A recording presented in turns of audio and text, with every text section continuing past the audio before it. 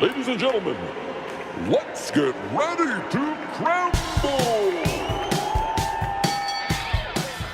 I'm Joshua Kemble, and welcome to Joshua Kemble's Livestream. I've been a freelance illustrator and graphic designer for over 20 years. I was an art director for 9 years.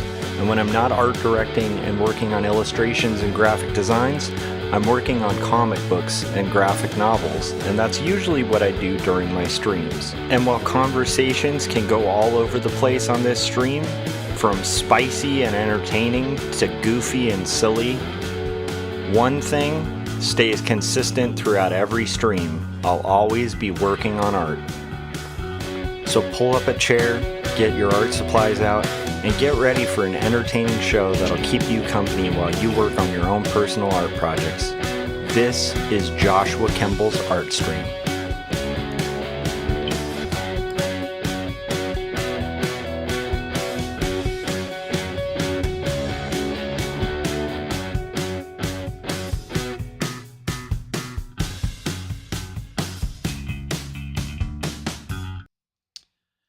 All right, welcome to my live stream. I can actually take these off. Well, you know what? I'm going to leave them on because we're going to be doing a couple things today. One is I'm going to be working on coloring page 169 of my graphic novel, Not Death But Love, The Strange Supernatural Story of Elizabeth Barrett Browning. And then the other reason, or the other thing we're going to be doing is I'm going to play you guys a sneak preview of all 10 tracks of my upcoming album called Empty Rooms, which I've been slowly cooking for the last 3 months. So I'm really excited. I know it's like 1 a.m. on a weekday, but today's been crazy. It's been crazy busy. So for those of you who don't know, my wife has been visiting family in Japan for the last week.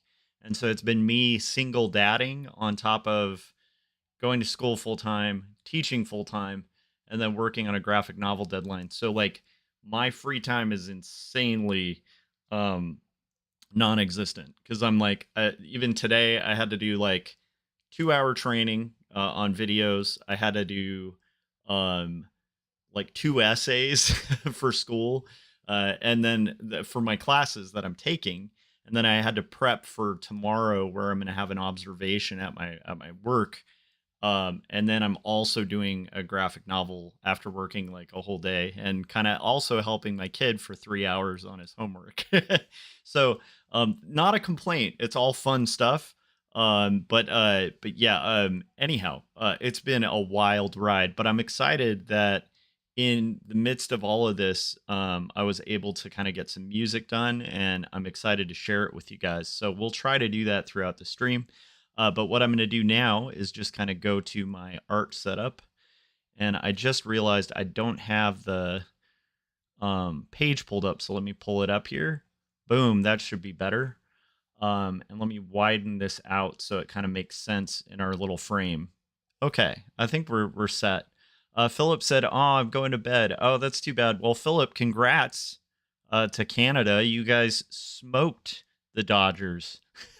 Like, I was really hoping we would do well and now it's 3-2. So we are on the back pedal for the World Series, and hopefully we kind of get it together. Come on, Dodgers, you can do it. I believe in you. But honestly, if Canada gets the win, I will say, man, the Blue Jays are an incredible team. It's been really fun to watch.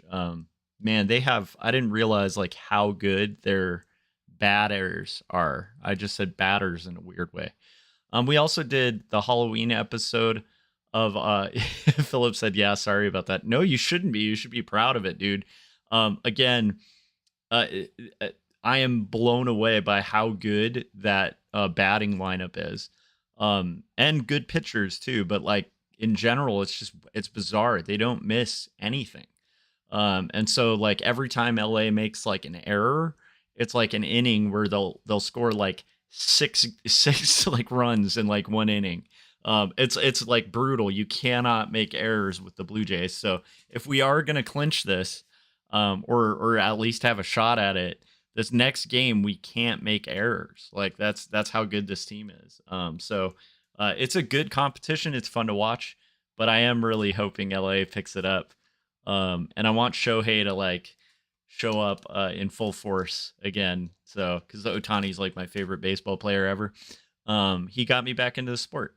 All right, so just watching it. Philip said, "Yeah, they did play really well this year. Yeah, they've. I mean, they have momentum on their side. So I believe the Dodgers can do it, but it might be a Toronto win for the World Series, which might be good considering all the stuff we've put you guys through as a country. Maybe you guys deserve the World Series, but still, I'm rooting for LA. All right, that's enough sports talk. Welcome to sports talk. We need to start coloring, so let me do a little bit of prep work, and then we'll get the music going. Let me know if that's something you're interested in kind of hearing. And we're just gonna start coloring because that's what we do as creatives. Sometimes, you have to be up at odd hours of the night. This isn't an unusual thing for me. This is just kind of the cost of admission into the creative circle. Is occasionally you do have days where you got to kind of start work at 1 a.m. So my goal is to get as far as I can. I don't know if I'm going to color the entire page, but I figure at least I'll play the entirety of the album and get as far on the colors as I can, so that I can hopefully catch up to my book deadline for Not Death But Love, The Strange Supernatural Story of Elizabeth Barrett Browning. Also, my new album will be coming out on Halloween. So, and it has spooky ghosts on the cover. It actually has ghosts on the cover.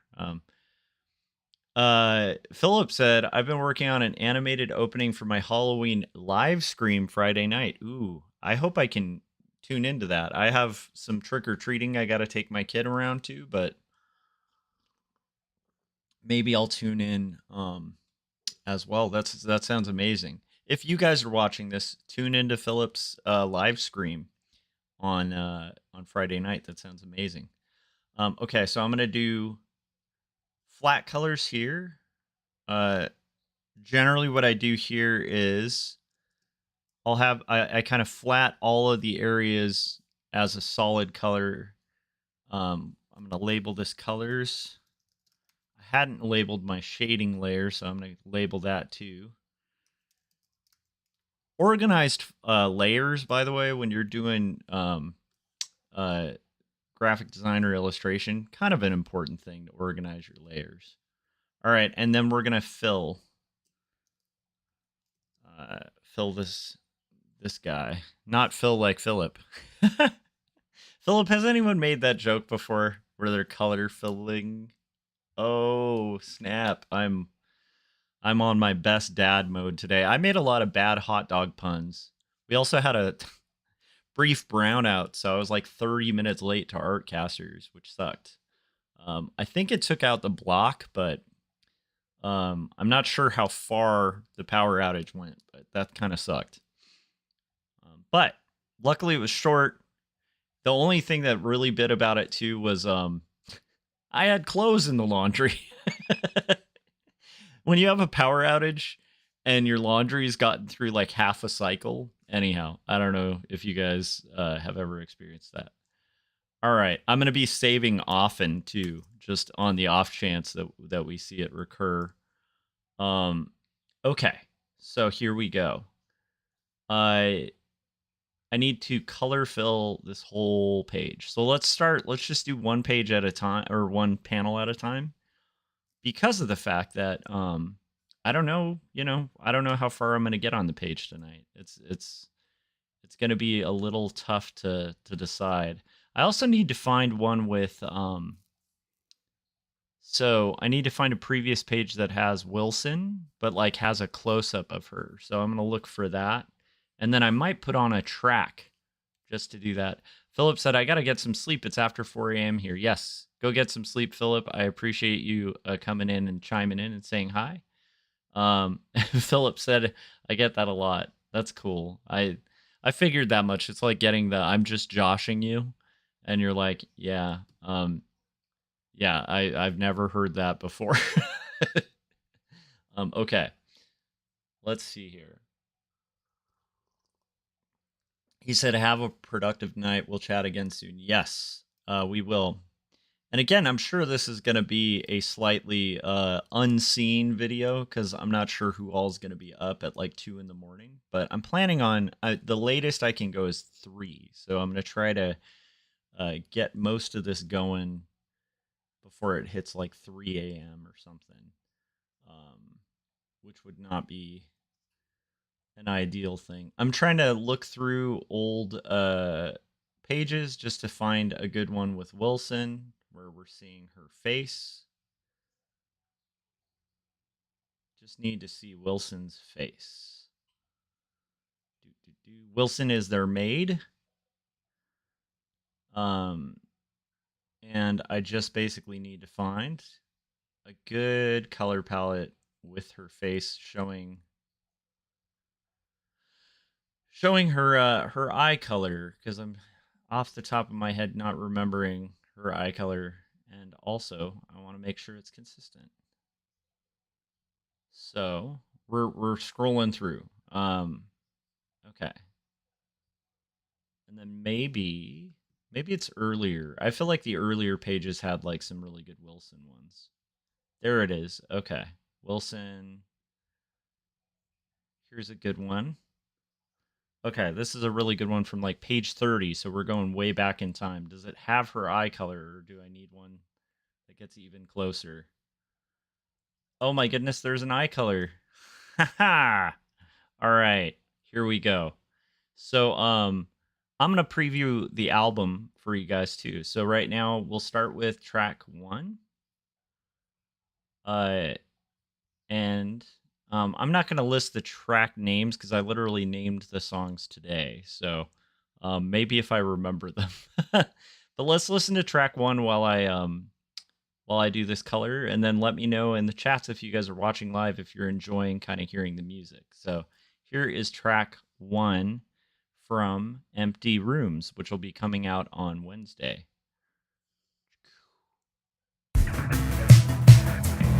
Out of millions of people, we're a top. Okay, I just realized it's not playing. Let me do my settings on this.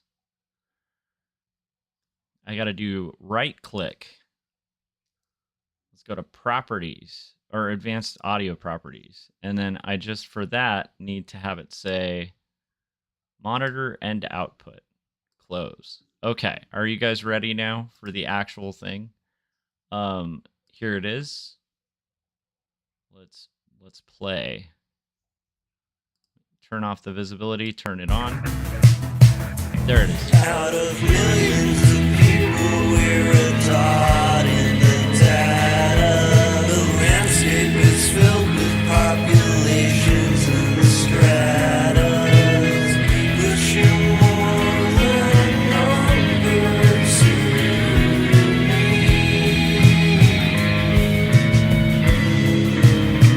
You are the best of compilation on an album, yeah, mix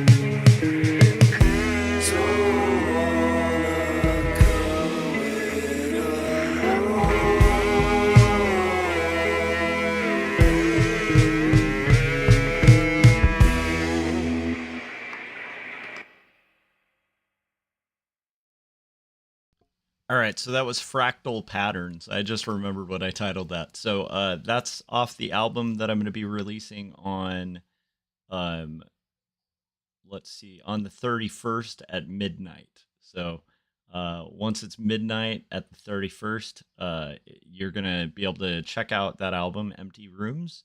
And that's track 1. I'm just giving you guys, since you guys follow me, a sneak preview of my next solo album while I'm coloring pages for my upcoming graphic novel, Not Death But Love, The Strange Supernatural Story of Elizabeth Barrett Browning, written by Lavender Vroman and illustrated by myself. And we're coloring page 169 of the comic, and I'm trying to get some work sessions, hopefully trying to get as much colored of this page as I can before 3 in the morning, which is my absolute cutoff time, to basically get some rest before work tomorrow. So anyhow, just kind of hanging out on stream. I think I'll play track 2 in a second, but what I'm doing right now is just flatting colors. So a lot of color flatting is really fun, and for this style of art, because I have a layer of shading above it, it's the goal of this is just to kind of make it look like almost like an old Victorian toned image. So it's mostly just flat colors without rendering, and then the rendering is like over it like this. So I'm pretty excited about how it's coming out so far.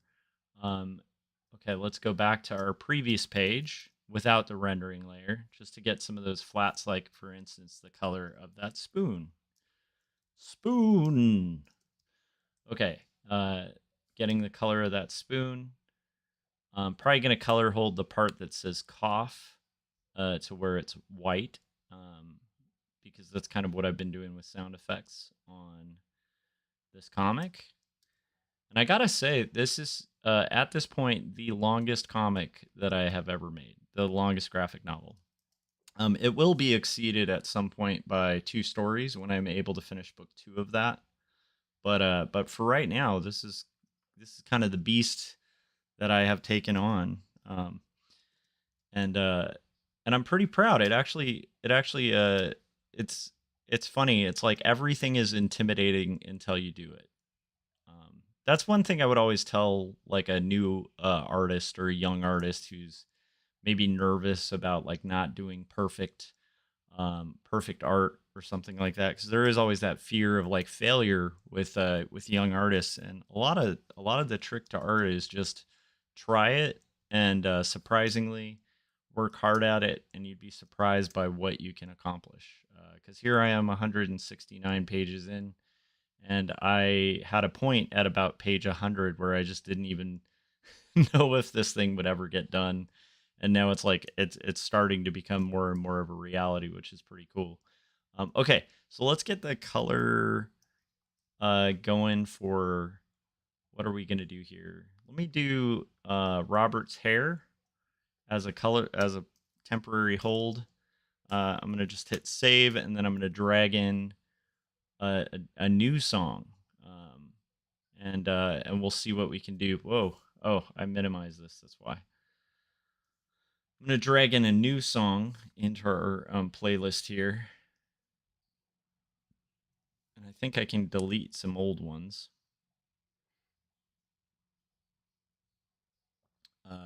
that I might have played in previous times.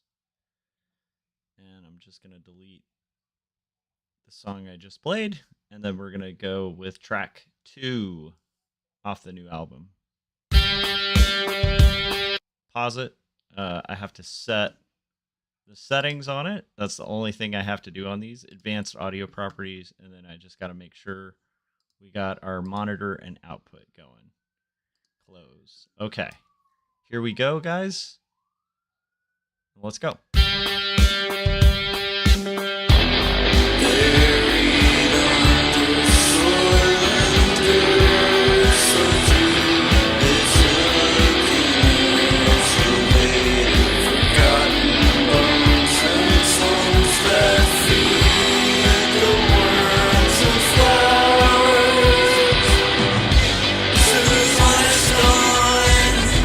Soil above,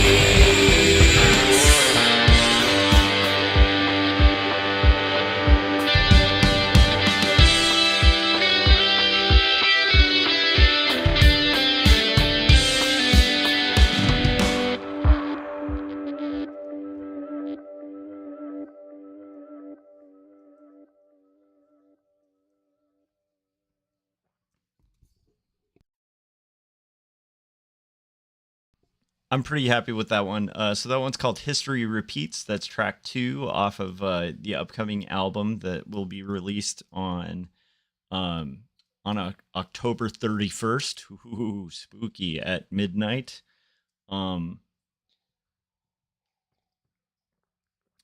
Basically it's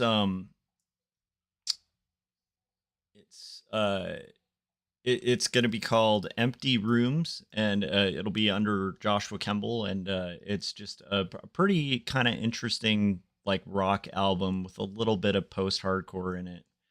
But I'm really proud of it. I've been carving away at it for months.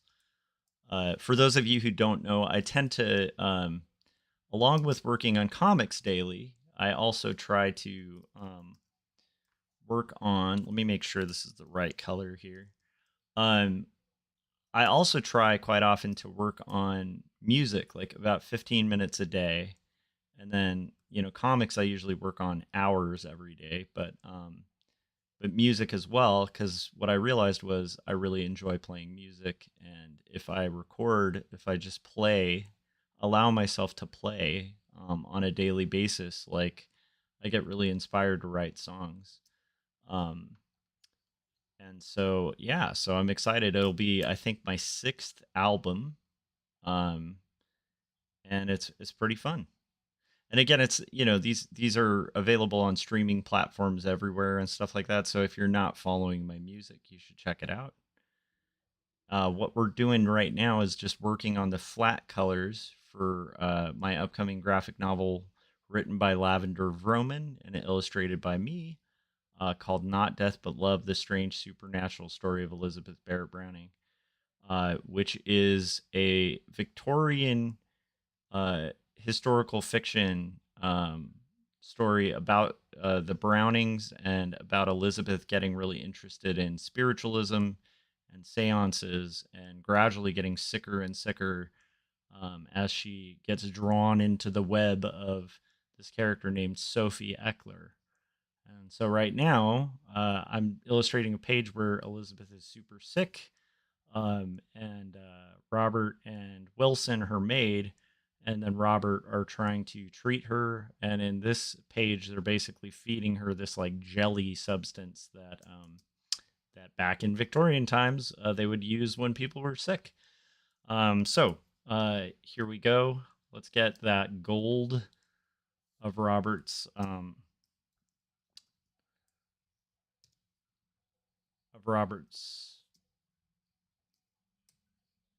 ring, and then let's listen to track 3. So that was like the sneak preview of track 2. I'm gonna play you guys track 3, and you guys can kind of check it out. So here we go. Let's at least get to the track where we can remove it. That would be good.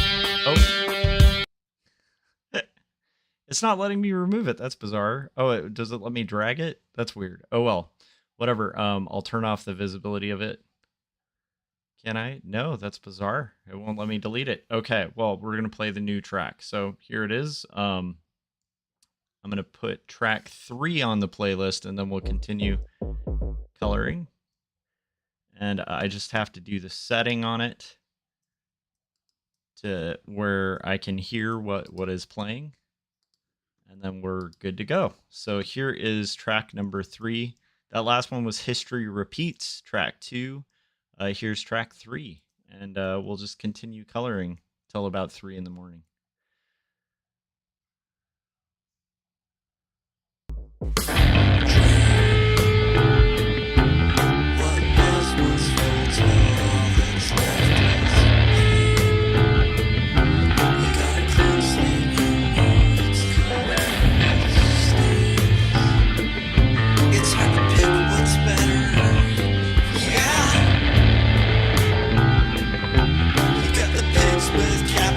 Heading to the capital. I saw it all.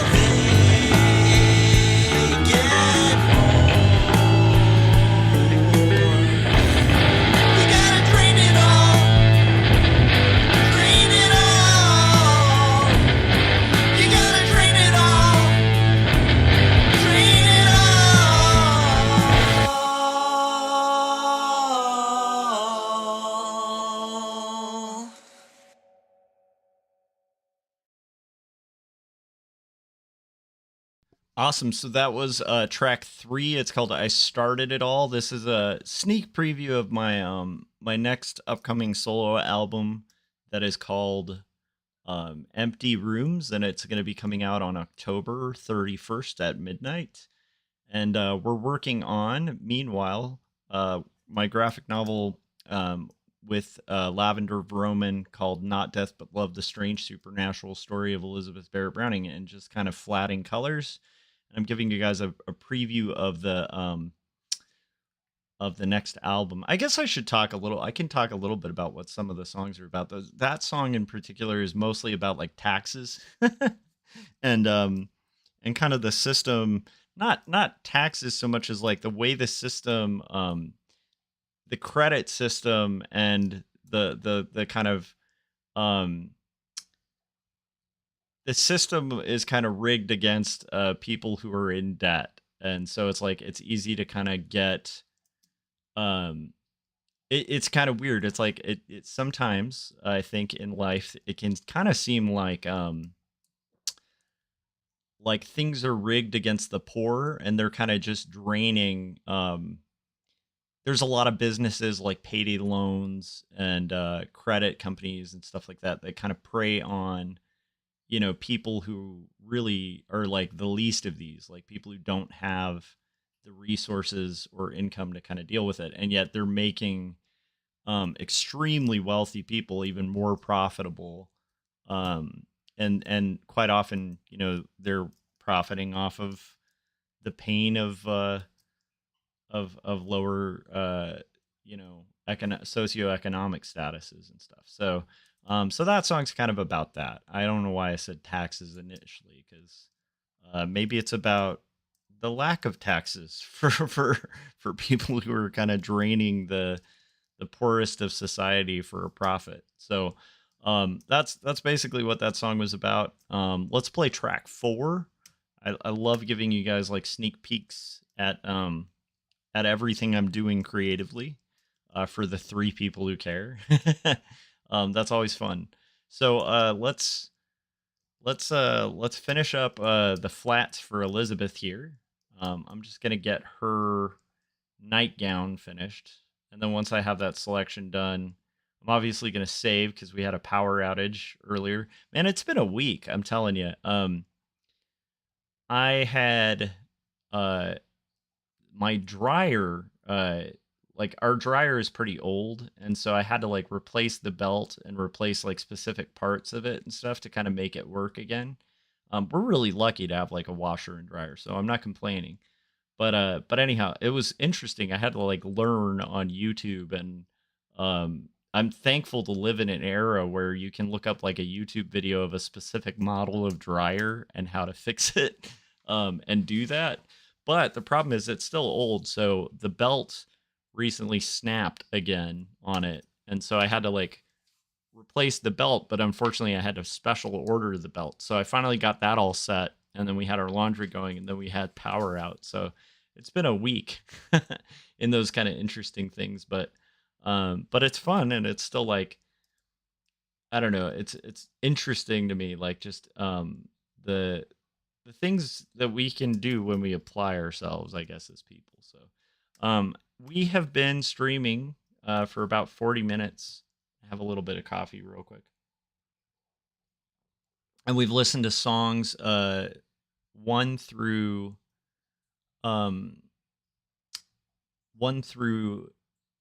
3 of the upcoming album Empty Rooms. And I'm very excited about it, sharing it. So just rock and roll. I really like the riff that I did for that. It's kind of had like a palm muty, definitely very influenced by a Fugazi-ish vibe. Let's move on to the next one. Okay, let me drag it in and get it all set up, and then we'll just continue to do these flat colors.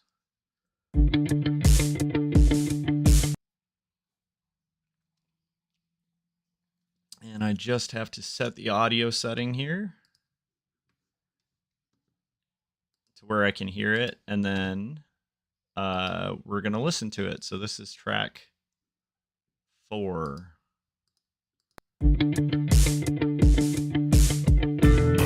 Cast away, they finally found you. Got hair to the floor, torn pieces on the shore from a devastating shipwreck that left you alone. Now you're far from home. Now where are all the people you were stranded on the island?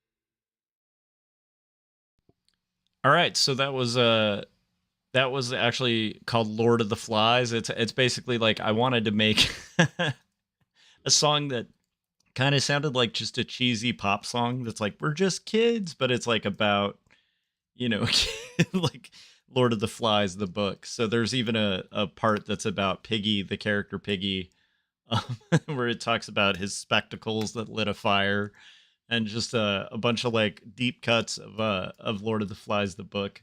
Um, so anyhow, that's for my like English nerds out there. um, okay, let's see here. I'm gonna color hold this. You know what? I'm gonna do my color holds last, but the one thing I might want to do is I think I'm gonna go to my lines here, and we're just gonna take care of cleaning up our doubles because there's like a double of this text. That's gonna be kind of a pain in the butt to clean later on. So I'm just gonna clean it, and that way my borders, it's on my borders and not on my thing. So when I get to the color holding stage, I can do it really quick. Okay, here we go. Are you ready? Are you ready? um, okay. It's getting kind of chilly in the house here. Getting some Halloween chills going on here. Okay. Let me we're showing her scooping the scoop here. So let's get that color going. I think I can color these last two in the next hour, or like before in the first hour. We're at like about 48 minutes, and these are pretty simple, almost like instruction manual type panels. Speaking of instruction manuals, so this was a cool thing. I don't know if I've ever talked about this. I'm sure I have, because I've been doing this for a while. Um, but there was a point when I went to my first comic convention. This is like a long time ago, back in the 1800s, pretty much, when I was a kid. Um, I say a kid, but I was like, you know, early 20s. Had just self-published Numb, which was a comic I got the Xeric grant for. And I didn't know anything about comics. So, like, I didn't know how to distribute it, how to get in Diamond, any of that stuff. And I remember at the time kind of reaching out to this guy named Jeff Mason, who is amazing, and I am eternally grateful to him. He used to run a comic company called Alternative Comics. And they were just called Alternative Comics. I think they got bought out, but they used to be run by this guy, Jeff Mason. And they were mostly known for publishing stuff like Grickle, which is like Graham Annabelle's amazing comic. And they would also publish what was like Aesop and Tomer Hanukkah, some of their stuff, like some really great stuff. But anyhow, I'm this kid who just self-published a book, and I have no idea how to distribute it. And so I reach out to Jeff, and he gives me all sorts of great advice. He also gave me his press list so that I could do press releases.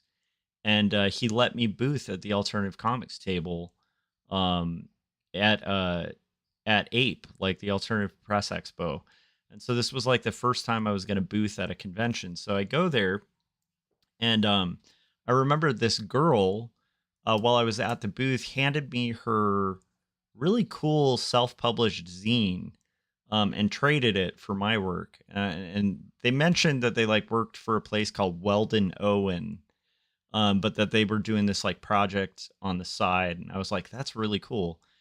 And then I remember right after the convention, you know, I was a full-time freelance artist at the time, and I was having one of those dry periods because illustration as a career is weird. There's like feast and famine periods.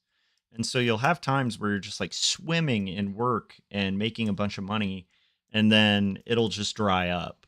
And it's like, you know, these seasons of feast and famine, you like when you're a contract worker, you just kind of, you know, especially the first, you know, few years of like establishing your name in the industry and stuff like that, you're kind of just juggling like feast periods and famine periods. And I was having a famine period at the time.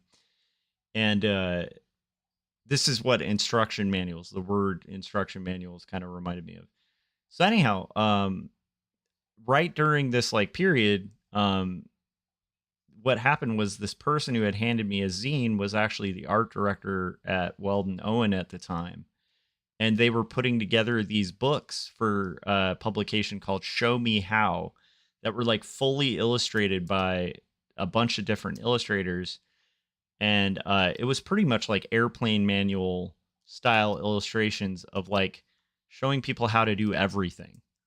And so they were creating like these, really quick one-off vector illustrations that followed like a specific like style guide where it was like a single line weight, kind of just showing people how to like, do all sorts of things, like from silly, like to remove like a stinger from a bee using a credit card, to, like how to make a mud hut, like all these interesting, like weird, like skills. And it was awesome. They didn't pay great, but it was like the quantity and the output was really easy to do. So that pretty much like paid our living for like 3 years, was like on and off doing just hundreds of illustrations for this company because the book ended up being a hit. And so because it was a hit, I got hired back on to do like, they did like a Show Me How survival skill kind of thing. All these different books. And I think they're still published to this day, but it was so awesome to get that,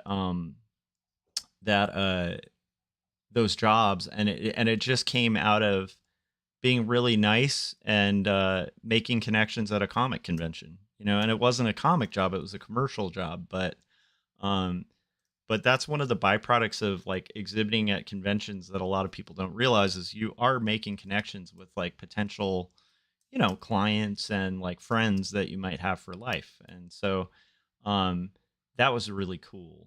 That was a cool experience for me. So, we are kind of getting our bottle here, kind of working through it.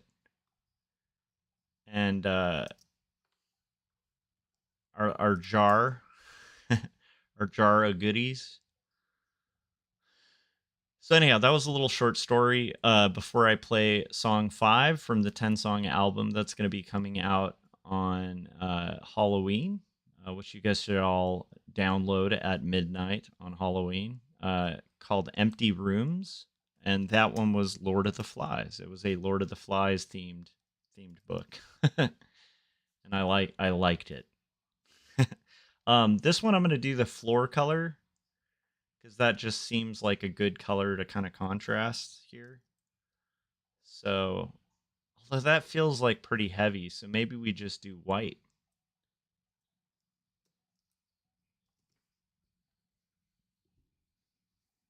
No, I think the floor color is the way to go, because that just seats it in the room, and she would be seeing kind of the floor below her. Okay, so we have those finished. In less than 5 minutes. We're gonna get as far as we can. We'll play one more sneak preview. So let me play track 5 for you guys. And let me set up track 5. That would be good. Let me set it up so that we can play it. Advanced audio properties. Monitor and output. Okay. Close. Okay, here we go, guys. Anywhere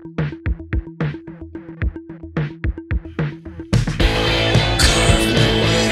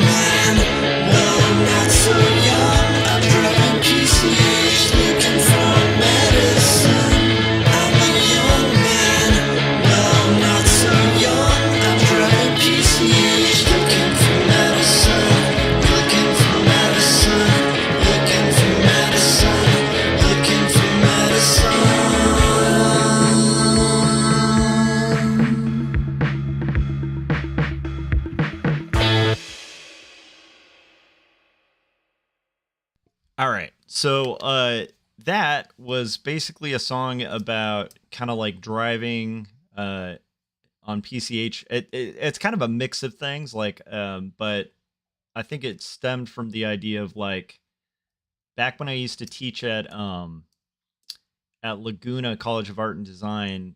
My wife and I lived in Long Beach, and I remember driving that long drive, that long stretch of PCH, kind of looking for meaning, kind of thing. So I thought it would be fun to say looking for medicine, and then I realized it could also have like a fictional thing of like, people often frequent, you know, driving down PCH like looking for, nefarious substances that they can buy. And so I was like, hey, that could be like a double kind of meaning where it could have like a fictional context and a actual context of like, kind of uh, finding meaning and realizing, that meaning can be to the point where um, have purpose or something like that. So that was kind of the rough gist of what I think that song was about, but that one was very stream of consciousness. So it's kind of a tough one to know. But that is song number 5.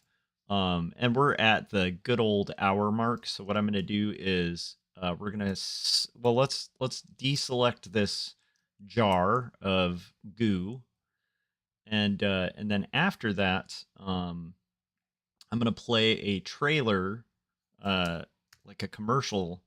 I'm going to check that our AC is off because it's freezing cold in my house. Probably get some slippers and get a refill of my coffee. And we'll go for probably another hour. So let me go ahead and set up. You know what? This is Paul Pate's new commercial. And so check this out. I'll be right back.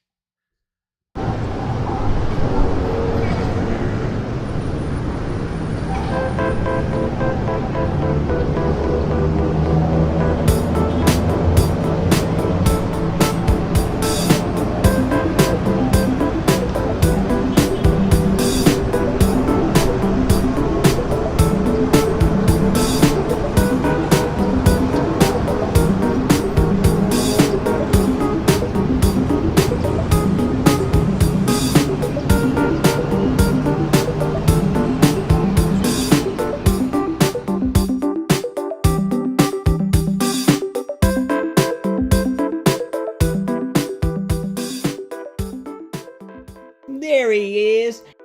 My boy got the board all set up and ready to go. You're late. Yo, chill, my dude. I brought you something. Brought me something? You feeling all right? You like graphic novels? Do I like graphic novels? Harrison, I'm the star of 3 graphic novels. You know, the Detective Perez series by author and illustrator Paul Pate. They're on sale at Amazon. You're in them too. They're set right here in Rust City. Yeah, I'm hip to all those, but yo, you gotta check out this really dope one by Joshua Kemble. Let me see. Yo, this here is called Jacob's Apartment. It's about this young dude who shares an apartment with this girl he's trying to get with, but their romance is doomed from the start. Yo, I swear this could be about you, man. Wow. The art in this is really nice.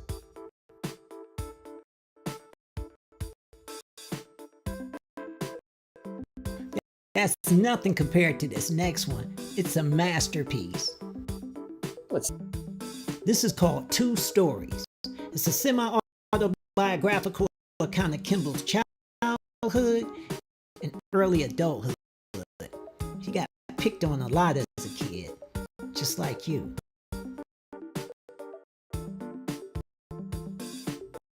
Artwork in this is really beautiful. All black and white. Looks great. The story is about how he struggled to adjust and sort of grow up in spite of being a dork, just like you. No offense. Whatever, man. You got these for me? Yeah, graphic novels by Joshua Kemble. Bottom line, great stories, great art, just... I know it isn't easy for you to... I appreciate it. But first, sit down.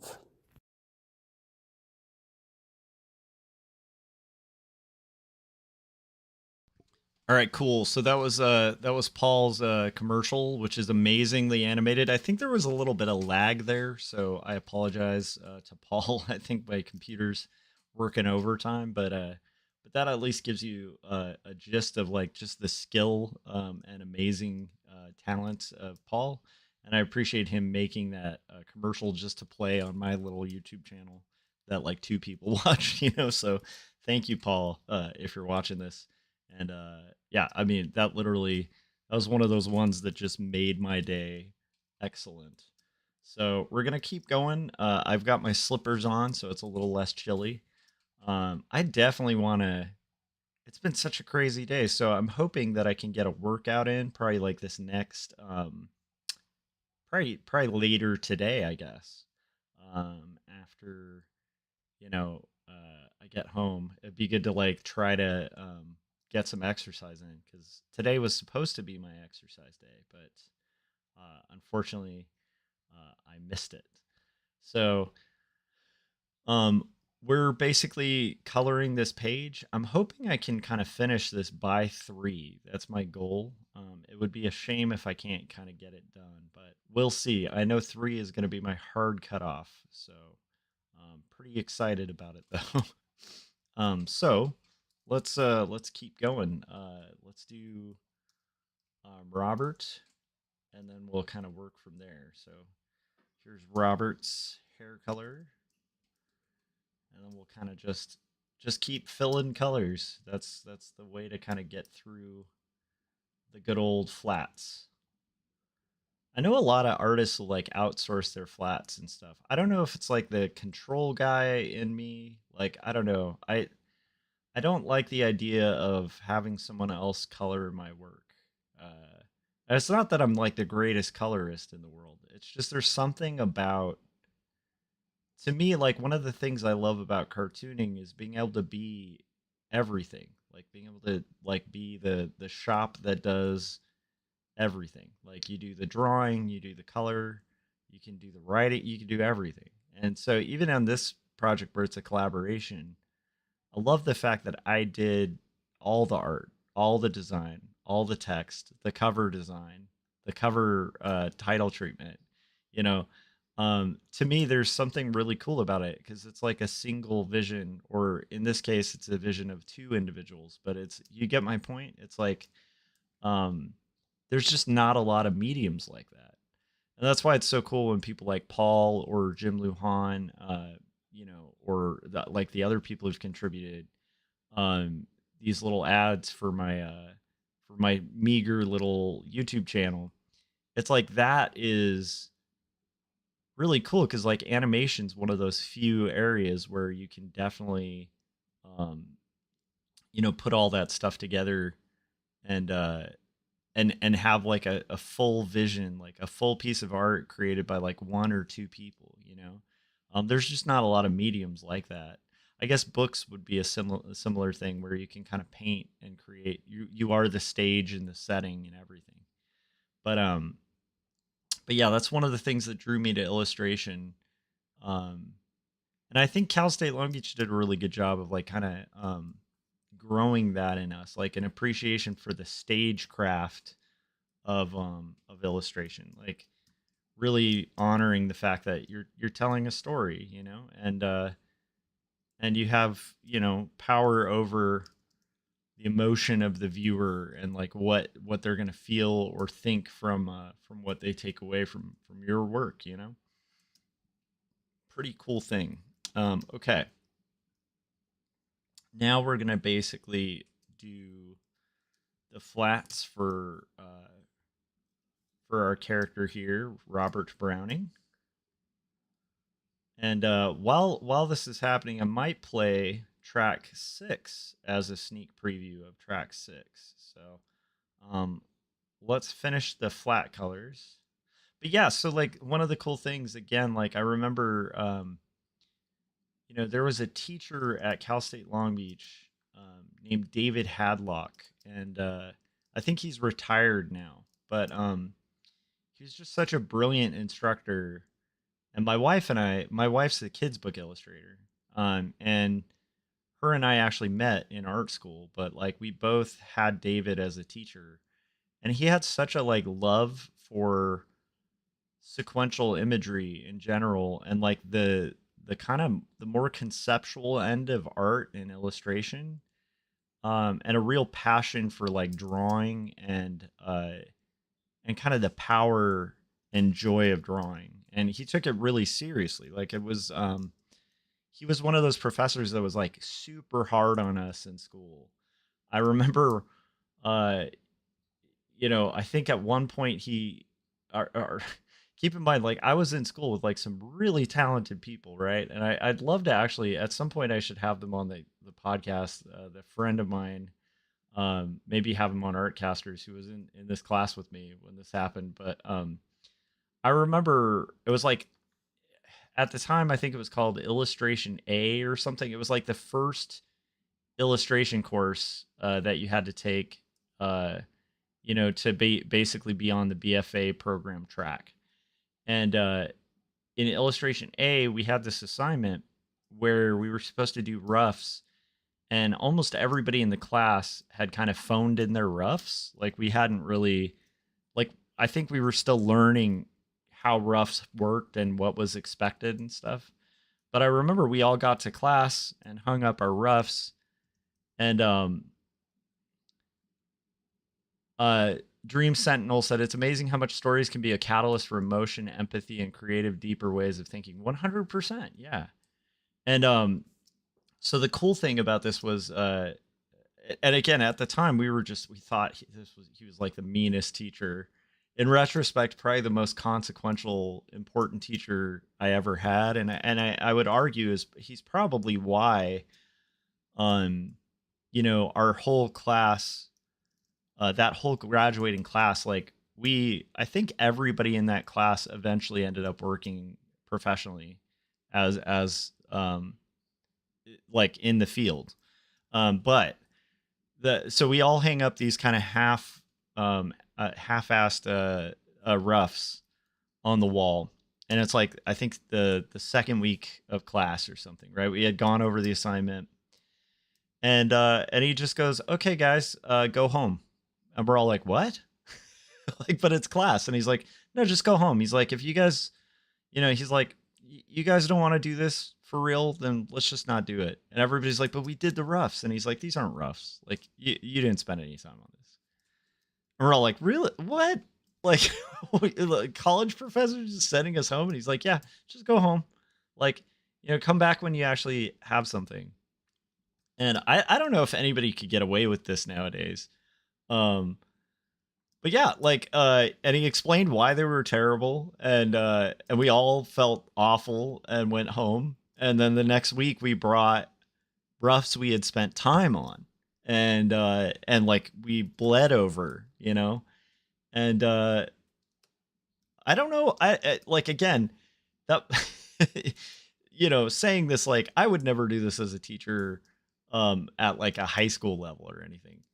But it was a really valuable lesson. Like I remember it impacted everybody in that room. Was like, oh, in this field you have to bring your A game. Like you can't half do things, And it was a really valuable lesson. It's like I really do think that's why everyone I know in that class, we all ended up working as professionals, And it's like, and I think some of it's that value that he instilled for like a respect for the medium, where it's like, no, you're not going to like half show up. Like if you're going to do this, you're going to do it for real.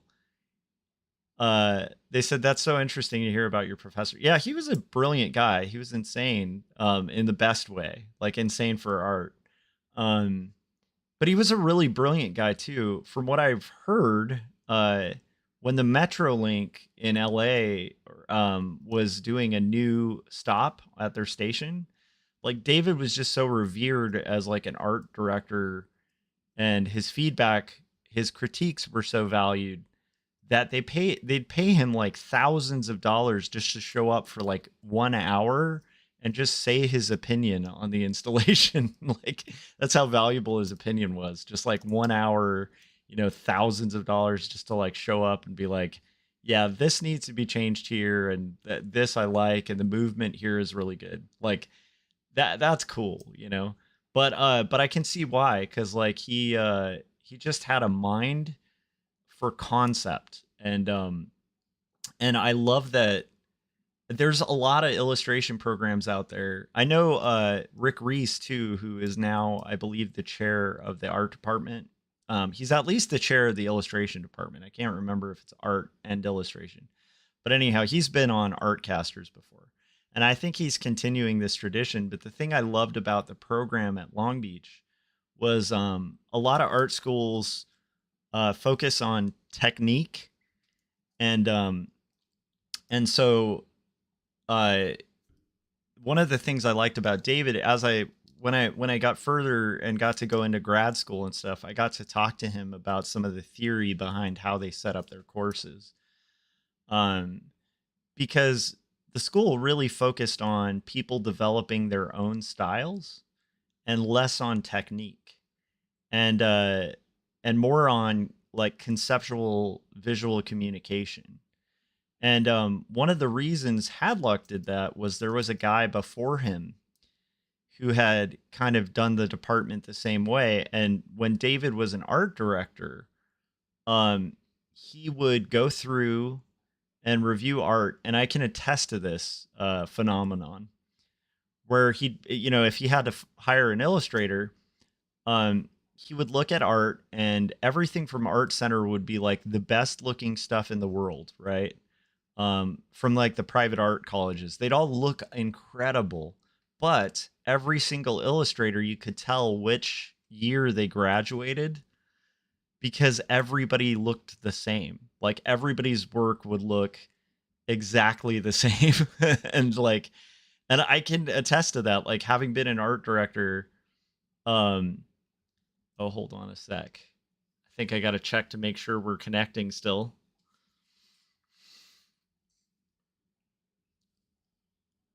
Interesting. It says that the connection's getting disrupted, so we'll see.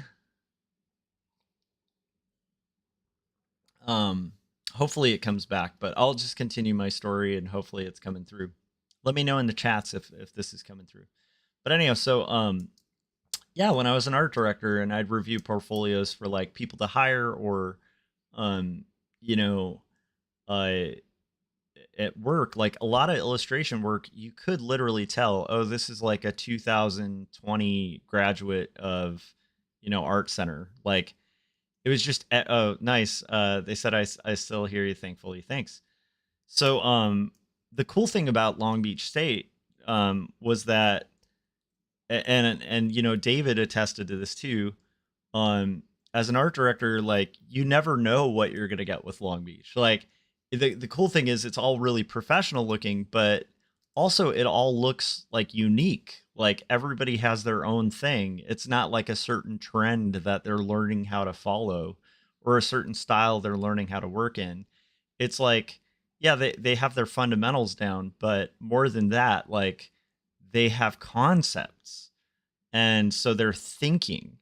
And I love that program was geared towards that, towards I used to say this as when I taught art school, when I taught it at college classes, I used to tell my students that anyone can learn how to render a duck and make it look like photorealistic. Like anybody and their mom can do that. Like that's technique, right?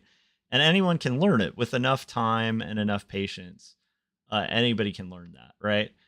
The problem is if you render a duck well enough, right? Let's say you all had a photo of the same duck, right? And you do this like beautiful rendering, you know, where it looks like a photograph of a duck. And then you put it in a gallery with a bunch of perfect renderings of a duck, the same picture. It might be fun to look at, but like, I'm not going to remember the name of anybody in that gallery, right? This is just my own kind of take on it. I would rather see a horrible drawing of a duck that has a concept, that has a concept to it, like an idea. It's communicating an idea. Like I'd rather see that than any perfect rendering. Um, you know, something that differentiates it, and not like it has to be different. It's just the communication of ideas is what makes art great, in my opinion. And I'd rather see Marcel Duchamp, sign our mutt on a toilet and put it in a museum than like perfect renderings of, that could just be photos. Like and that's one thing that I feel like Cal State Long Beach really instilled in me and all the students from my graduating class. I feel like we all kind of had a really good training on how to think like artists, which is important, because art's a critical thinking game, and now with the advent of AI, like where is all the rendering stuff going to go? Like if you were the perfect duck rendering guy, like you're going to have a tough time. But concepts like kind of live on, and a good concept is always like good visual communication always has a place. I have to feel like that's the case. However, AI sucks. But anyhow, I think it's kind of like you're saying in chats, like the human element of art is what makes it great. The fact that it's imperfect, like I feel the same way about music. Like I'm sharing, I've shared 5 tracks from my upcoming album that I'm going to release in October, and I want my guitars to mess up sometimes. Like I don't want to do perfect. Perfect is boring. I don't know if that makes sense. Like I want to make it as good as I can, but I want to leave that human element in because that's what I love in music. I never liked oh my gosh, this might get me in heat, but I guess a hot take. Like there's this band called Polyphora or Polyphora. I don't know how it's pronounced. But they have this guitarist that's just like incredible. Like it's some of the most amazing technique I've ever heard. But I don't I'm not gonna put that on like to listen to. like I'll watch a video just to be like, wow, how does this guy play these guitar parts, right? But it's like it's kind of annoyingly like perfect. Like I don't find any of the songs catchy. I don't find any of the concepts pushed with it catchy. What he's doing with guitar is unique and amazing and incredible. But I've always felt that way about like the shreddy performance guitar type guys, and not in a negative way. Like I'm not saying there isn't an amazingness to that, right? I just realized I have to color fill this. Yeah, so Soul Dream Sentinel said, "Yeah, I'd start to feel like a human printer rather than an artist if I did render things exactly as they are in a photo." Yeah. So I like ideas, and that's just something that I feel like Cal State Long Beach really did a good job of like instilling. So I'm very proud of my alma mater. I think they do an excellent job rearing and training young artists. And also not just for career, but just to like value like what we're doing here, Oh, that was wrong. I went back too far.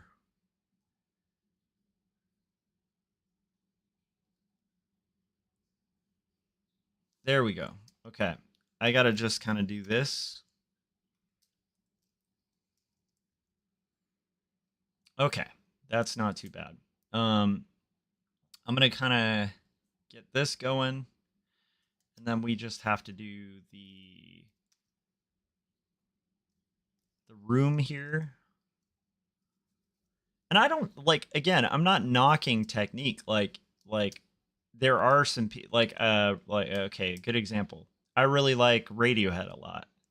And Radiohead arguably has one of the best guitarists who ever lived in it. Like one of the best lead guitarists ever. Like, and not just on like rawness or communication, but just on technical skill, just incredible guitarist. So I'm not saying like technique is bad, right? I'm just saying that if it's solely reliant on technique, it's boring to me. But you should learn technique, right? You should learn technique. But again, like once you have those fundamentals, what I want to see is, what do you do with them? What story do you tell? What staging do you use? You know, that kind of stuff. So I don't know. You know, the older I get, the more, the reason I always mention David is he was one of those teachers that, that for me grew more valuable, like the longer away from having him as a teacher I got. Like, I started really valuing everything he taught. Like, there's still lessons that he taught that, like, to this day, I'll have moments of like, oh, that's what he meant. And it's like 20 years later, you know? So that's like, you know, that might even be one of the reasons I really like teaching art is, I don't want to be using the same technique of teaching. But definitely I want to try to have the same impact where hopefully I can be the kind of instructor that like does some lifelong learning stuff where, you know, maybe 4 years later, you know, something dawns on you where you're like, oh, that's what he was talking about.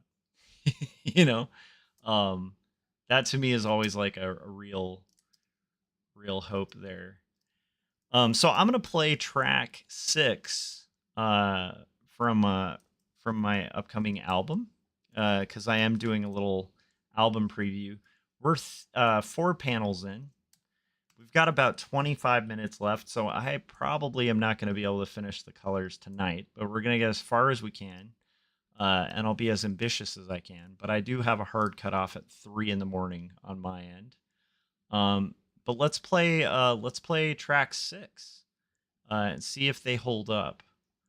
I'm excited that this has been something I've been carving away at a little bit at a time. So let me set the audio up for that, and then we'll get going. All right, you guys ready? Here it is.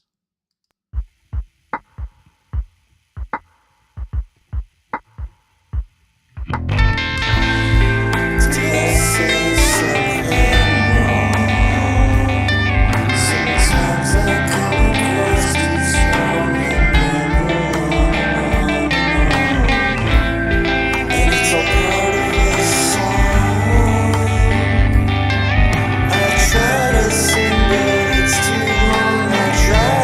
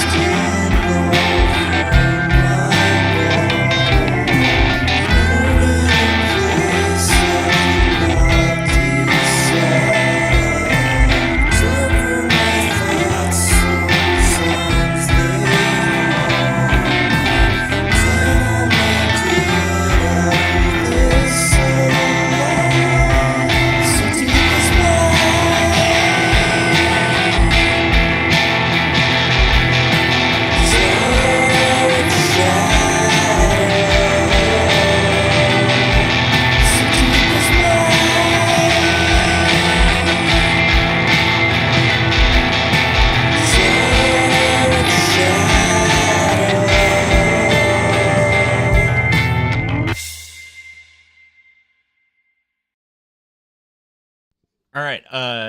In the chats, Saul said songs are like an emotional journey a lot of the time, and I like envisioning them in relation to certain characters or life events. Yeah, me too. I I I love that music can, and I'm not saying I'm successful at this, but like the goal is like hopefully to communicate something beyond words, um, and kind of create like a vibe or a feeling. So that song is that song's actually pretty heavy. It's like oh, thank you. Said dig how the song has layers to it, like alternate frequencies singing with each other and higher wordless notes made me think of a little bird singing alongside the actual almost somber feeling lyrics. Thank you. That's kind of what I was aiming for. um yeah, so that song's like definitely about just, those times, I personally like I'm always open with this, but for like most of my life I've had pretty severe depression. I wrote about it in two stories. I mean, that's what the whole book is about, is my struggles with depression and stuff. And trying to destigmatize like conversations about that type of thing, because a lot of people really fade away or avoid like topics of like really heavy things like that. And so that song is just kind of about those moments, when you're in a depressive state where, and I don't get them as often as I used to, but I'm prone to it. So it's like I always have to be kind of aware when, if I'm struggling with something, whether it's depression, um, like, or it's actually me. And for other people who've had like neurodivergence and stuff like that, it's uh it they aren't neurotypical is my point. um it can kind of feel like this dark shadow, and I even illustrated that in two stories, where it's like this dark monster that kind of takes over, like a tar or something. um and it becomes like, when you become aware of it, it's almost like the annoying neighbor that shows up and you're like, yeah, I know this guy. you know but that's about like kind of being in the pit of that, where have kind of alienated feelings, where I've definitely had moments, not as much recently, but I am prone to have moments where there's times where you kind of feel like you're kind of stuck in the skin, that you're wearing, like, you know what I mean. You feel kind of dissociated with, I don't know, it's hard to kind of put words to, but I think it's relatable. I think most humans have have struggles, and there's definitely those days where you kind of look at yourself in the mirror and you're like, is this that jerk? Is this that person? Like, so that's what that song's about. But you can take out of it what you want. That's the fun thing about music, is like, for me, that's kind of what I was aiming to kind of write about. But there's no wrong kind of vibe you get off a song. And sometimes I'll write a song where I have no idea what it means. This used to happen when I was younger a ton, where I'd write like a song that just seemed nonsensical. And then like 10 years later, when I listen to it, I'm like, oh, it's so obvious I was writing about this thing. Like, um, oh, nice. Saul said, I dig it. I dig two stories too. I grew up with a lot of rough stages in life, and it's happier mostly now with faith and management. I'm prone to it too. Yeah. And I think it's important, to talk about, because like, I think the most horrifying thing, for people when they're in the depths of that, is the feeling of being alone. Like, no one wants to feel like they're crazy or alone. Like, if you feel like you're completely, there's that can be just like the worst feeling, where you're just like, oh, it's just me, like, um, and I think that tends to be how that works, like that kind of mindset. To get out of it, you have to kind of almost think outside of yourself, and realize like there's other people who like struggle with the same thing. Not that there's comfort, like, I don't want to do the whole REM everybody hurts thing, because sometimes that's not comforting, right? You're like, well, that's awful that other people feel this way. But I think it's important to like just um normalize the conversation, like normalize the ability for people to reach out if they're struggling, you know. I think that's just like, you know, it's like a no-brainer if you've been through it, especially if you've come out of it. Because it's like, you know, what I wrote about in Two Stories, there's some people who like they make a split decision that, you know, they can't come back from. And it's like that's really sad to me. That I could have, like, you know, because ever since, like, the events of Two Stories, um, you know, were like before my son was born, you know, before my wife and I got married, you know, and it's like I just can't imagine had things gone like had I sneezed, you know, the wrong way in the wrong moment, like I wouldn't have a life right now. That's insane, you know, to think back on. Um, just, you know, because how rewarding and cool it's been to like have my kid and like get to know my favorite person in the world, right? And get to experience what it's like to be married and I don't know, all these things, you know, and it's like, but in the depth of it, it's so hard to kind of help people like see that, like that there's second possibilities, or that things can get better, or that things are temporary, or even your mind can be in temporary states, you know.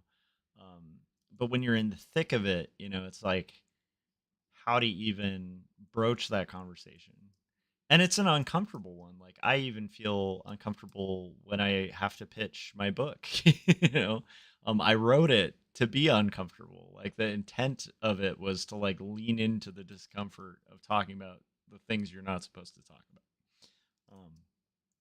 But I'm also a weird person in the sense that my favorite things to talk about tend to be the things you're not supposed to talk about. But that song also is talking about a little bit about my experience of what I personally believe is autism in myself, where um uh, you know, as I've gotten older, I've started realizing through my kid who's autistic that I have similar traits. And there is this thing I've had my whole life where I'm not great at reading people. And so quite often, you know, I'll kind of feel like worried, like, did I say something weird? You know, like, because I just tend to speak very matter of fact about things. Like, I don't tend to have like innuendo or deeper meanings to what I'm saying. I usually say exactly what I'm thinking. Um, and so, um, and most, you know, what I've been learning as an adult, you know, I'm very old now, so I'm you know, but what I've been learning more and more is that I have to work like 10 times as hard to read um people's innuendo, or to understand like that me saying something that's just facts can sound a certain way, or it can sound like snobby or stuck up, or like there's all these things people read into what you say that's beyond just what you say.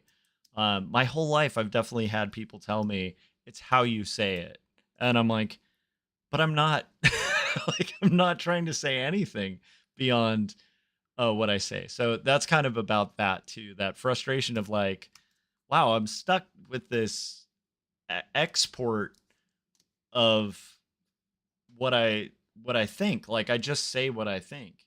And but like the filter of interpretation, the complexity of how people communicate or read what you say, like people rarely take you for what you say. And and that's just a bizarre thing to feel stuck in sometimes. So that's what that song was about too. Okay, I'm gonna play track 7.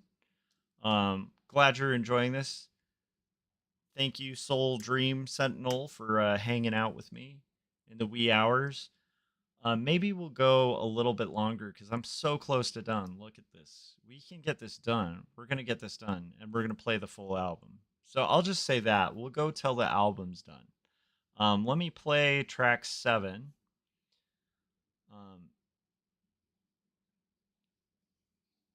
They said, "Oh man, that happens to me all the time. People trying to read between the lines all the time, and I just mean what I said and said what I thought." Yeah, it's really hard, you know. Like for me, I find that like just baffling because I'm like, there's no intent. There's there's nothing. Like I just said a fact. Um, Another thing that'll happen is somebody will say something that's not true, and I just say it's not true, but I'm not trying to argue or debate them, or it's just like for me, like facts are just facts, and if somebody says something that's not a fact, like I just want to correct it. Like, oh, yeah, like that's an incorrect fact. And it's like no, like anyhow, so it's interesting. Stuff I've learned about myself, you know. But again, like I thought this was normal, and then as I've had to learn about autism to kind of raise my kid and be a good dad, um, and he's high functioning, but he's super what they used to call Aspies, you know.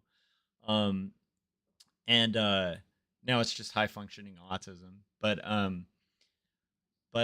he, in learning about him and seeing his struggles as a kid, things that I thought were normal, um, and realizing like, oh my gosh, like I have the same thing, which is really interesting. So anyhow, that's been a enlightening experience. And again, similar to Two Stories, it's like it's nice to know, uh it's nice to like know it, you know, to like kind of learn a little more about it. I don't know if that makes sense.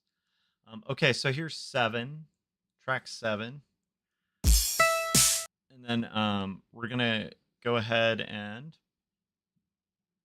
we'll get it set up. I just have to set up the stream and then we'll play it. And then we'll color the rest of this page. I'm enjoying listening to this because this is the first time I'm able to listen to the full album.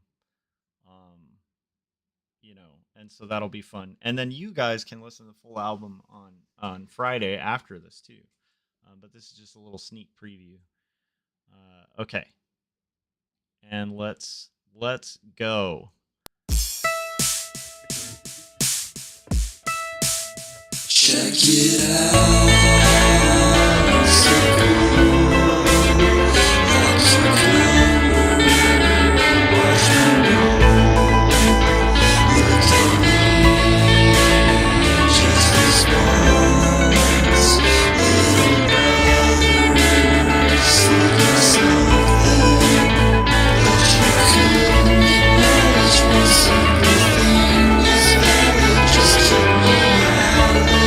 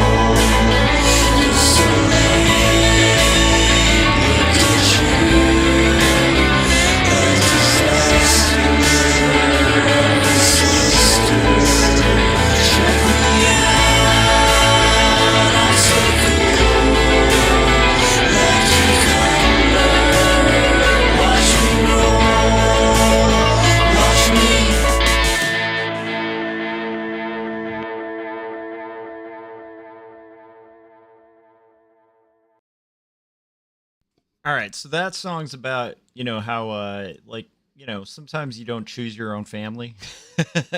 And so the gist of that is like, I think most adults kind of have this moment of like, we all love our family. Our family's amazing, family is great. But kind of building your own family and finding your own cool rather than like seeking approval from certain people is a huge thing. And so that's the gist of that song. And that song is called Cool Cucumber. Cuz I wanted to I love that line, cool as a cucumber. I just think that's one of the coolest phrases ever. And so I decided to make a song that mentions being cool as a cucumber. So that's the gist.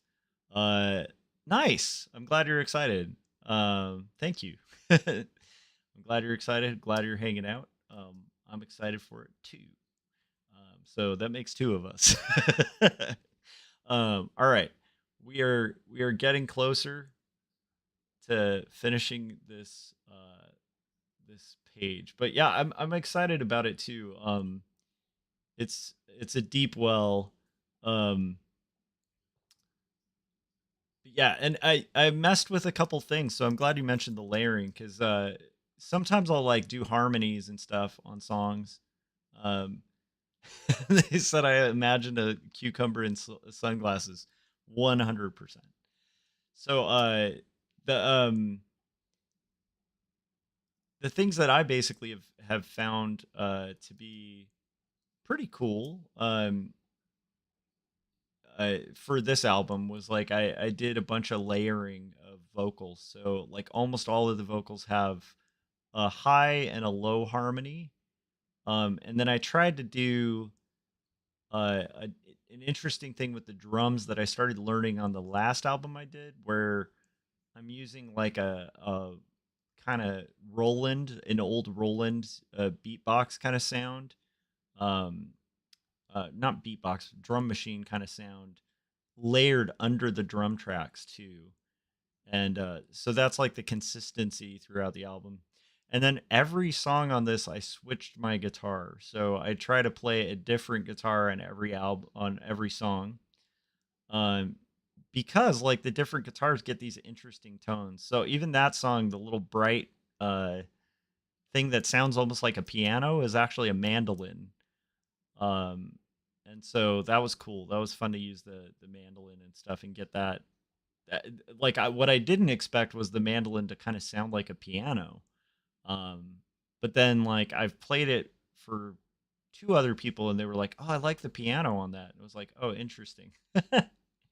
Because it's just a mandolin going jinga jinga jinga jinga, but people think it's a piano. So anyhow, it's nice to hear that you liked the layering on that. So let's see. Can I finish this page? I can. Okay, we're gonna finish. We'll at least finish up the preview of the album. So I'm gonna play track 8 now, and then we'll kind of get into it.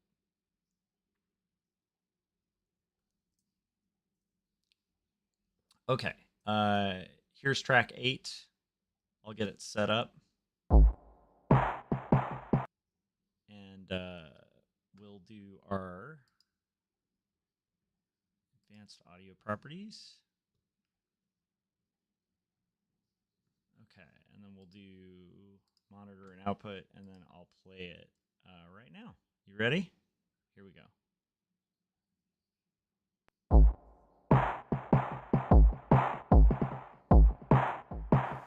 Lately I can't shake this feeling of the self, like a prisoner who's trapped inside of a cell. The brain in a school that restrains all the self from the people outside. Sometimes this can be hell.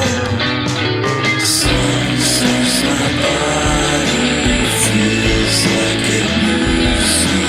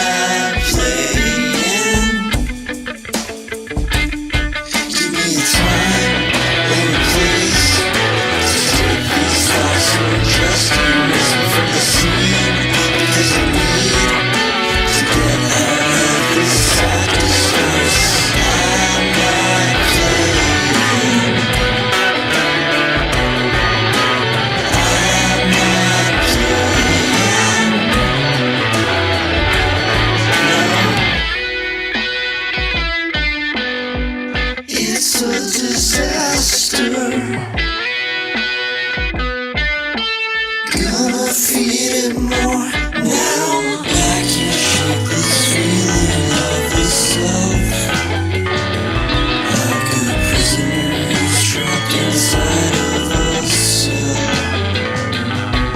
The brain is a skull that restrains all the self from the people outside. Sometimes this keep me held.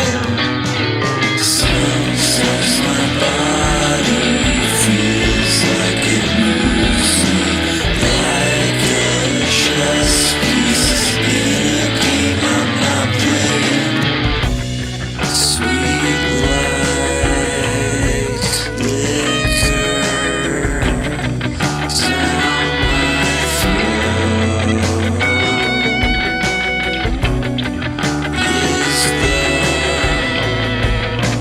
all.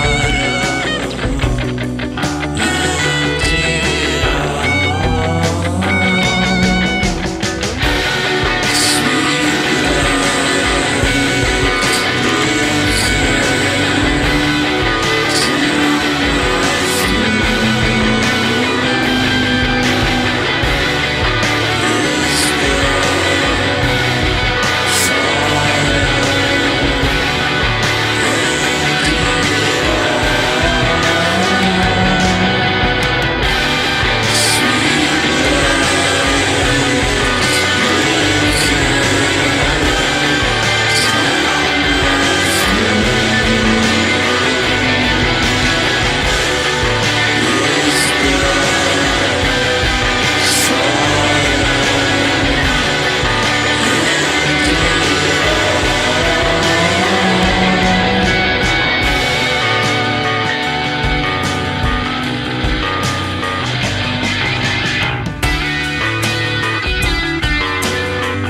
it's a disaster. Gonna feed it more. Now I'm not playing. No, I'm not playing. I'm not playing. No, I'm not playing.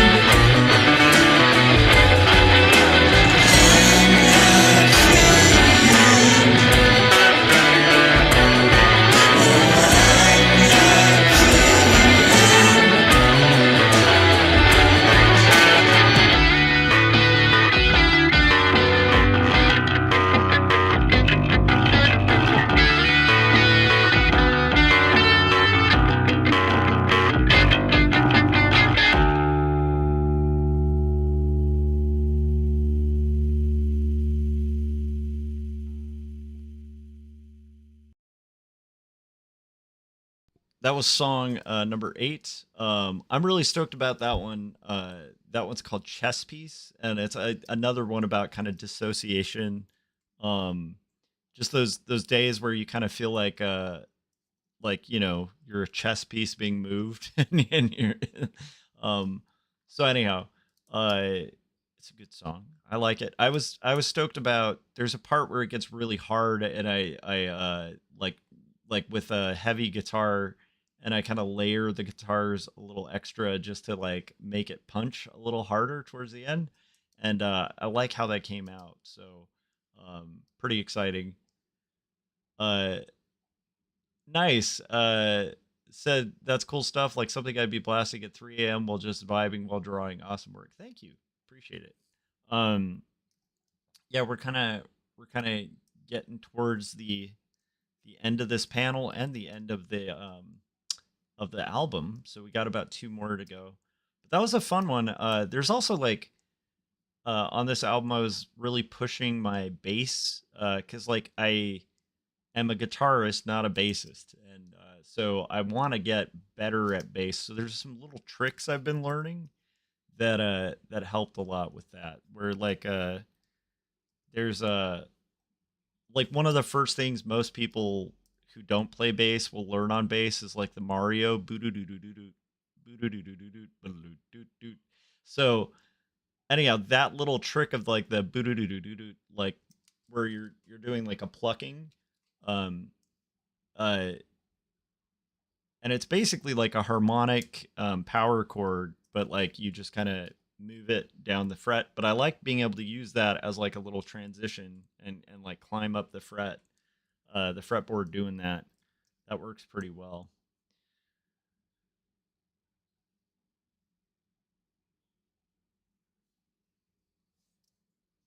So we're gonna get into adding a little bit of white here,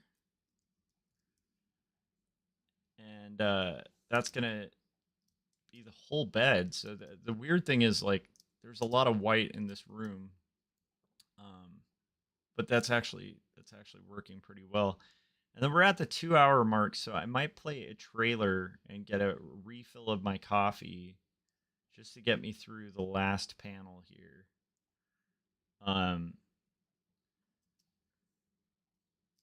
So let's see. Let's play. I think Jim Lujan made me a nice coffee break worthy commercial that I'm going to play right now. So we'll use that as a placeholder. We'll come back and we'll finish this page. Where is the Luhans? Here it is, the Kemble files. So I'll be right back.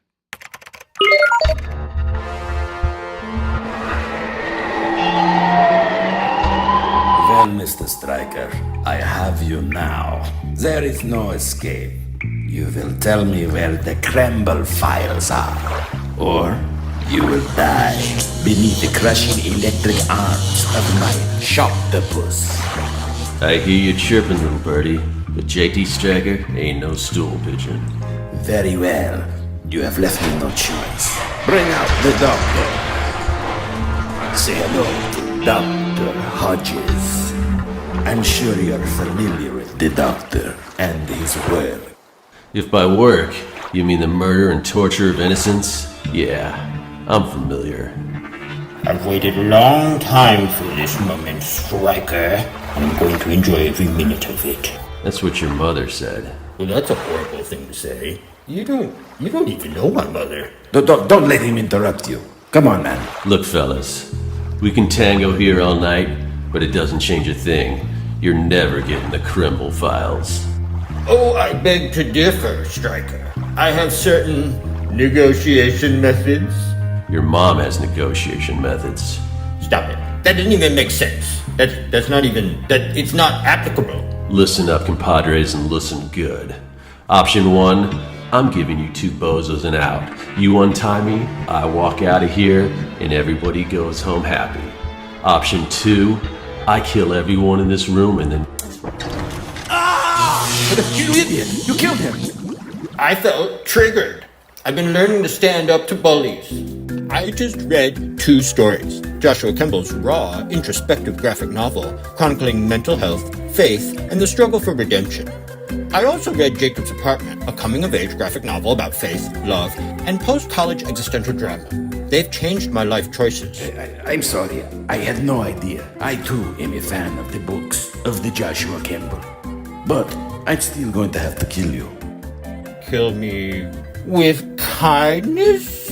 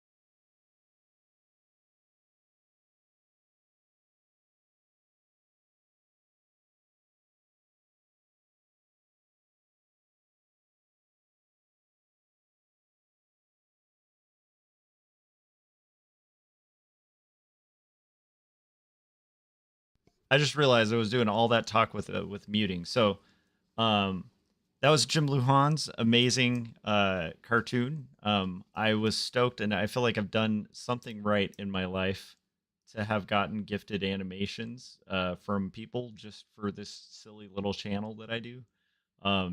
Must have done something right, because that's like the coolest thing ever, to have somebody just go, here, I made you an animated short film. I don't know, my mind's blown by that. But okay, so we're nearing the end of this page, and I have 2 songs left to play, so the timing's perfect for this like little sneak preview. So this is for Empty Rooms, and that's the album that's going to be coming out under my own name. And that's going to be coming out on the 31st at midnight. Yeah, Jim is a genius.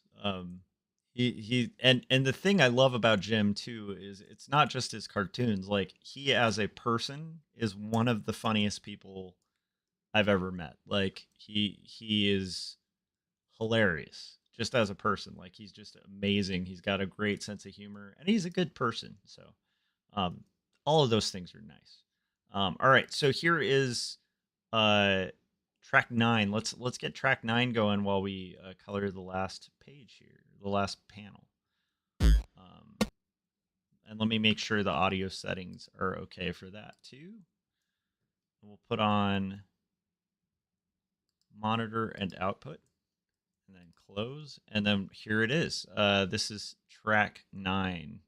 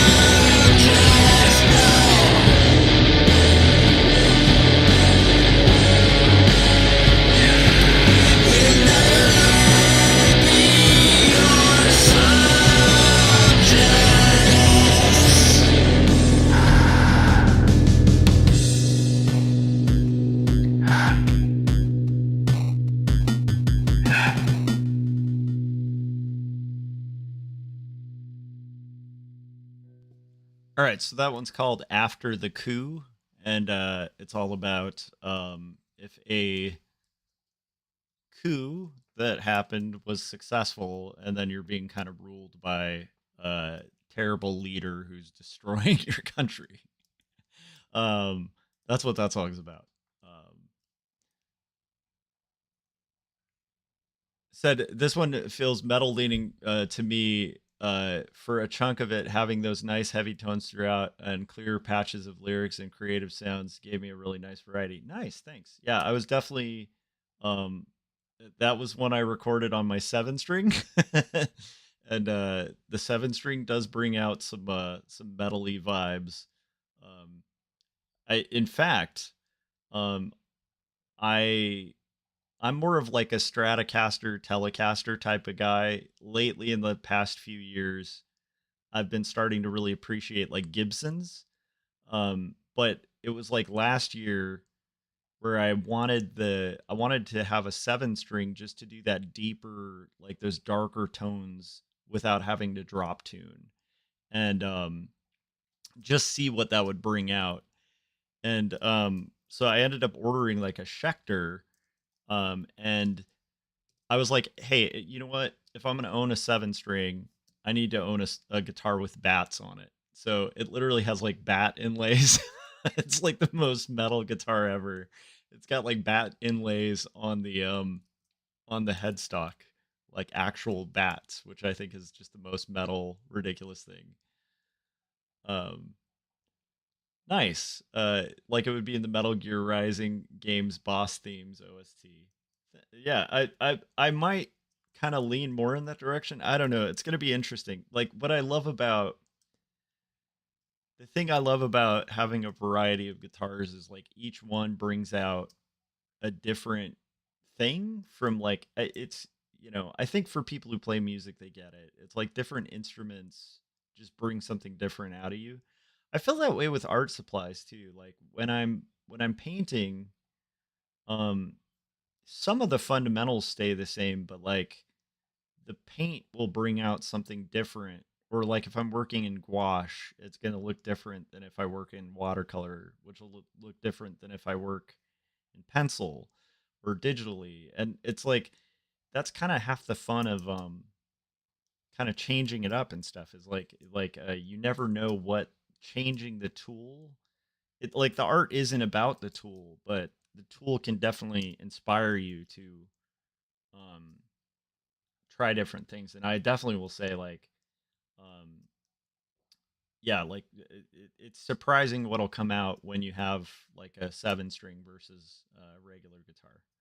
But I have a feeling my next album will probably be mostly other stuff. Uh, Said I love their darker tones.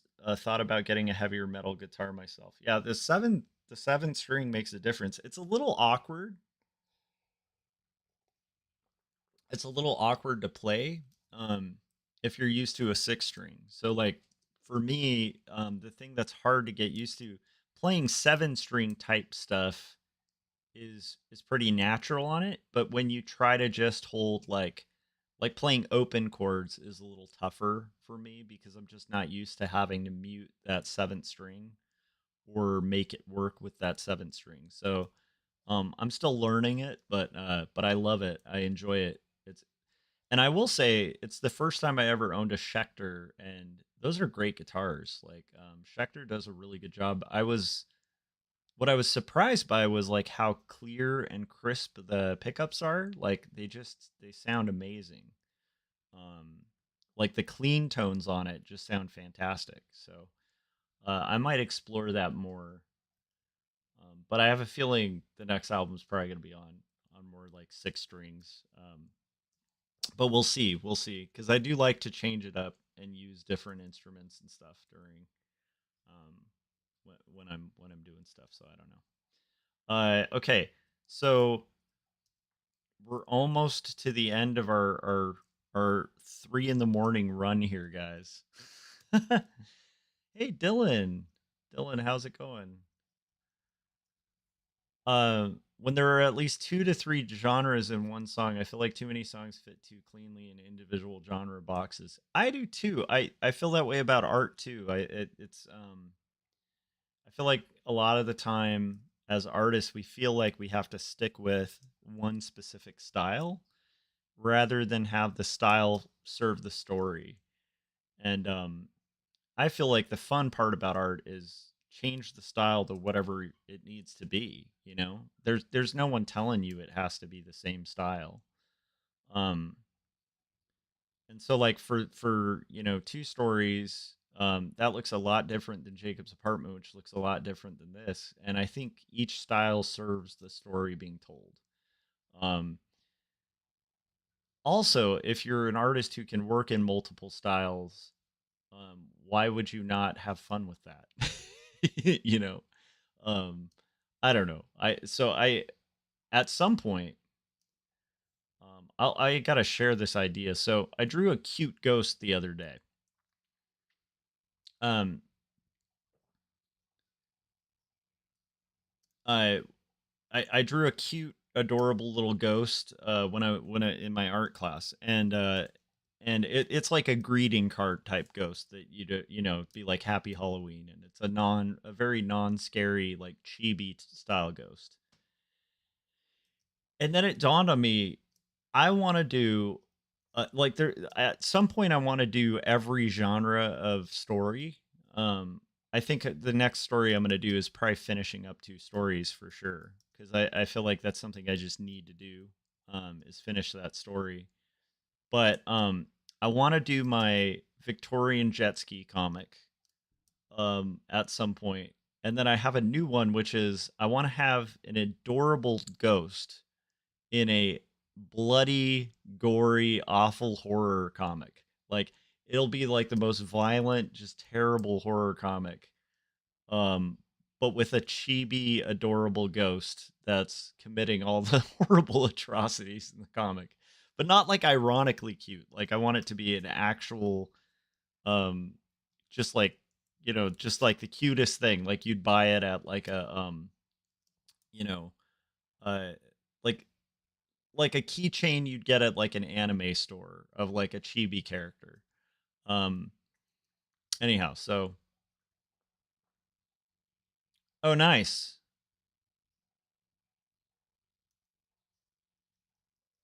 The interest it adds when there's complementary and contrasting instruments. Yeah, I love that.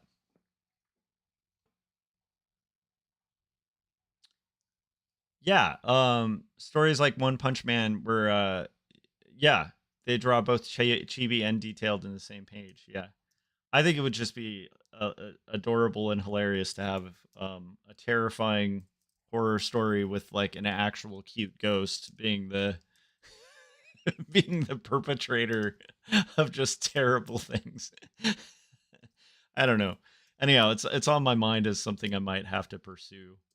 Um, Sometimes I'll want to hold ideas like that like close to my chest, but then it's like the neat thing about ideas is like even if somebody else did it's gonna be mine when I do it.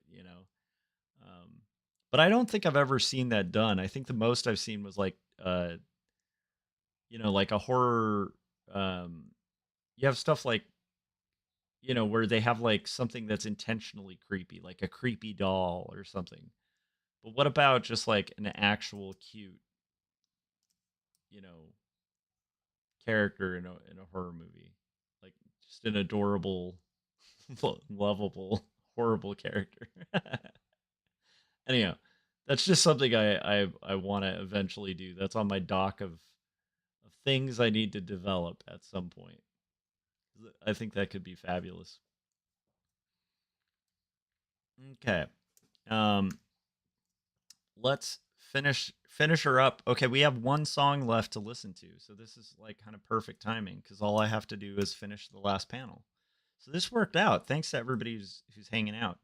I'm gonna throw in track 10, the last song of Empty Rooms, which is the album that I'm gonna be releasing for streaming on streaming platforms everywhere at midnight on Halloween.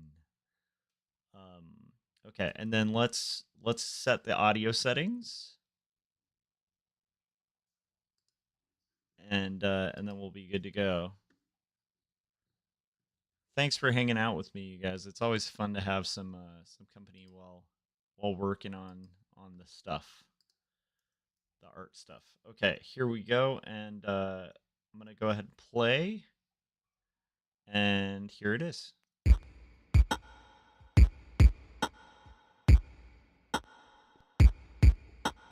At the highest place, I am alone.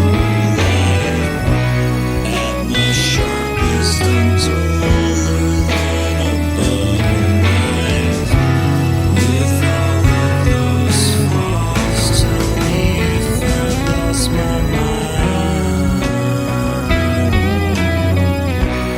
If I got you a cow, would you meet me in the darkest corners back at Long Beach? With all of these scars running to our skin, far away from innocence.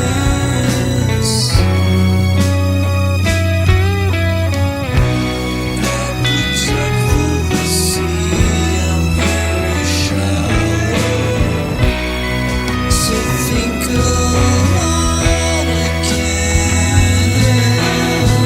while our stages spread phases over ages, writing pages, crashing waves that swallow the lives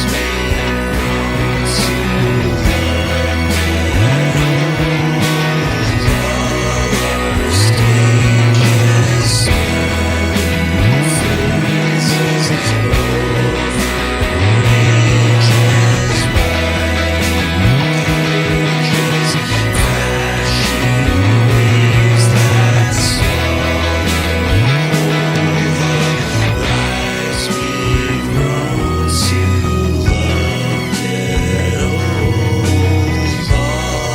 our stages, spreading phases over ages, writing pages, crashing waves that swallow the lives we've grown to love get old. All our stages spreading phases over ages, writing pages, crashing waves that swallow the lives we've grown to love get old. All our stages spreading phases over ages, writing pages, crashing waves that swallow the lives we've grown to love get old. All our stages spreading phases over ages, writing pages,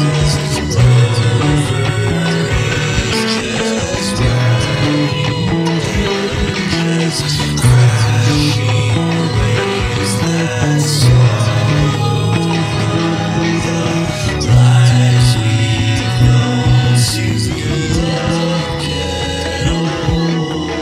All our stages spreading phases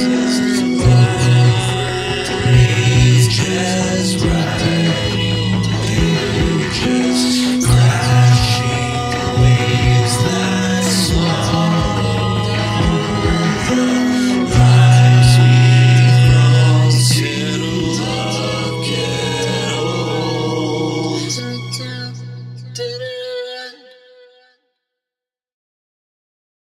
All right, so that was the full preview of the album. Like, hopefully you guys have some interest in it. Dylan said you should react to Knocked Loose. I have never heard that. I don't think I've heard that. So that sounds cool. It sounds like something I haven't heard. Suffocate. Okay. Interesting. I don't even know if I've heard Knocked Loose at all. So that would be fun. I'll have to put that on the to listen to list.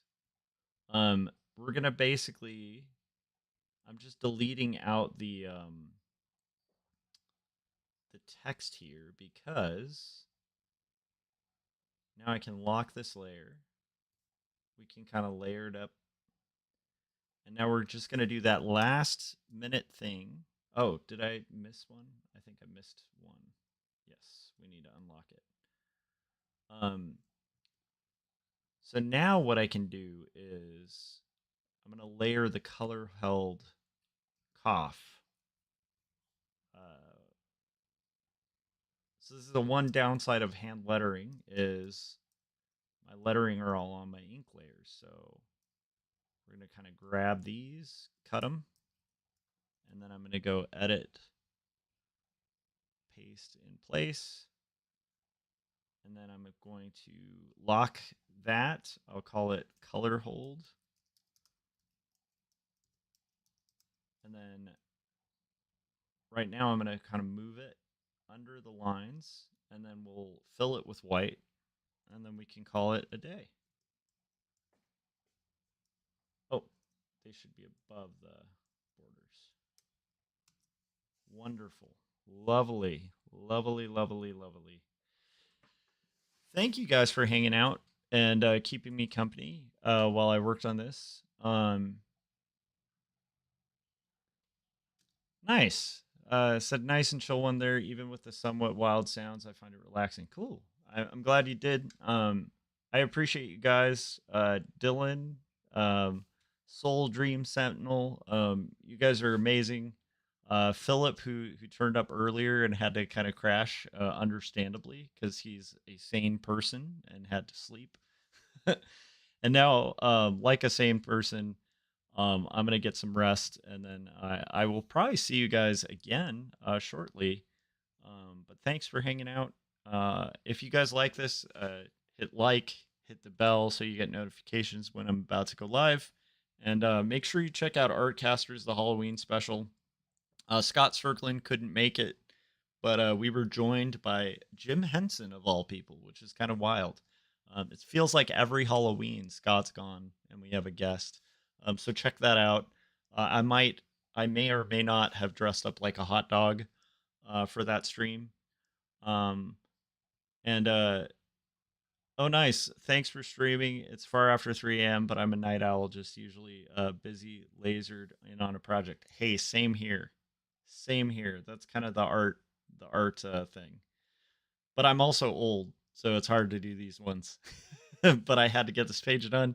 Thanks for keeping me company and enabling me to be able to do it. All right, I'll see you guys on the next live stream. You guys are amazing, and bye. Have a good night.